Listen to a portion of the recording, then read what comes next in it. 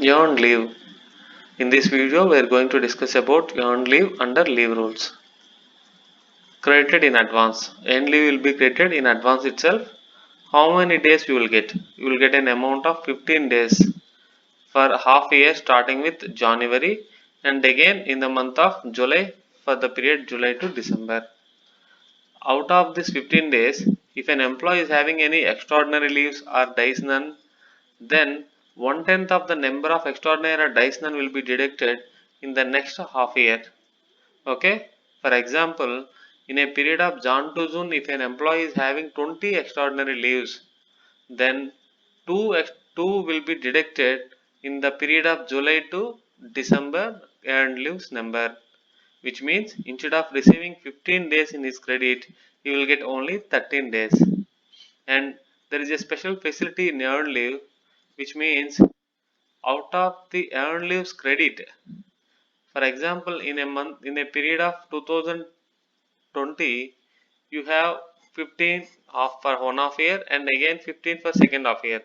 Total 30 days you have in your credit. Similarly, 2021 you may have 30, total 60. Like that it will be increasing if you are not availing earned leaves. Then at a total of 300 days will be available for you to sell, which means you have to apply for encashment.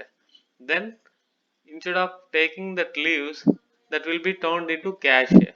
You will get cash with a number of your basic pay. If your basic pay is some x percentage, you will get x into number of days you are encashing.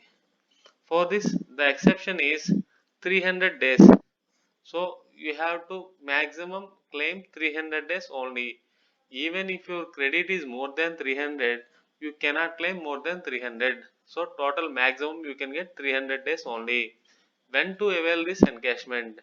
There is no period for this leave encashment. If you want to claim now, if you have credit, you can apply.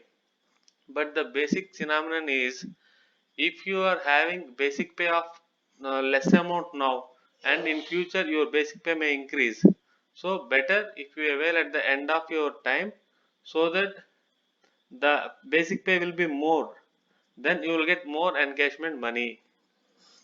Okay, in addition to LTC is a leave and leave travel concession scheme. In that scheme there is a provision that you can claim 10 days of leave encashment, which means your ELs can be sold and you will get the basic pay amount for one day.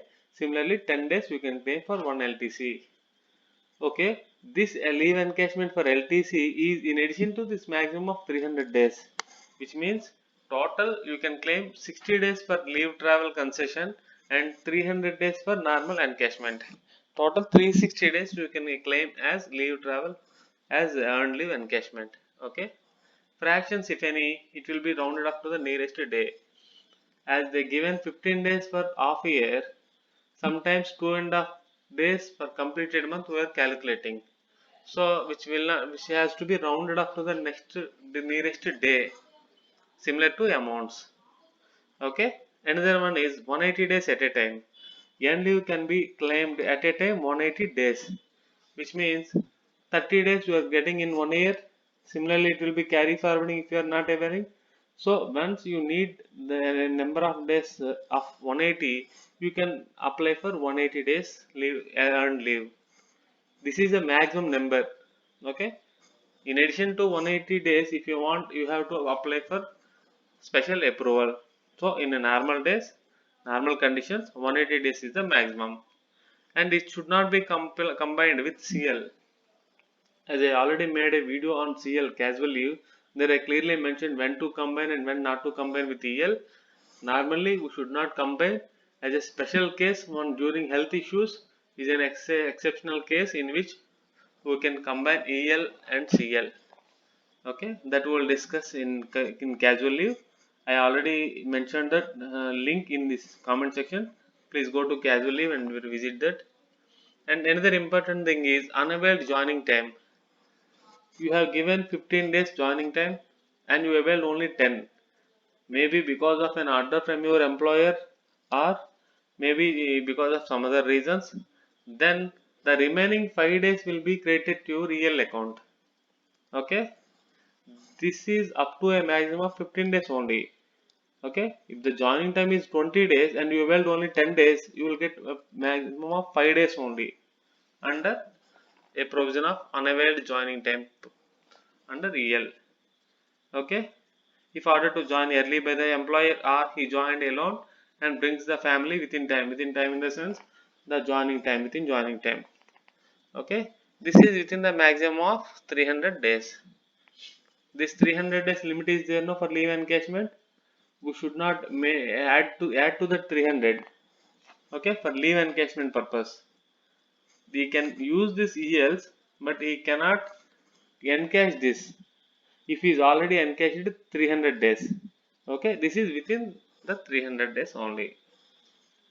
Some cases partial off year also will be there. For example, appointment. An employee is appointed in between. Then what is the process? We have to consider date of the appointment and we have to give 2.5 days per completed month. For half year we told 15 days no. So for one month it will be 2.5 days. So up to the date of appointment we have to see how many completed calendar months are there and we have to give those many 2.5 days. Similarly, in case of retirement or resigned, then also same. We have to consider the date of retirement and we have to see how many completed months. And for those completed months, we have to give 2.5 days per month. In case of removal or dismissed, then up to the end of the month, preceding the month in which he is removed or dismissed. This is different from the above two statements, which means in previous statements we mentioned directly date of appointment or date of retirement. But here we are saying that up to the end of the month preceding the month in which he was removed. Okay, this is a special case. This will be applicable for removal and death previously, but after an amendment they removed the same thing for death. So in case of death it is directly up to the date of death. We have to see how many completed calendar months are there. For those we will give 2.5 days per month. But in case of removal or dismissal, up to the date of month before the month in which he was removed. Okay, why there is an amendment for death that we can see. For example, an employee died on 31st of a month.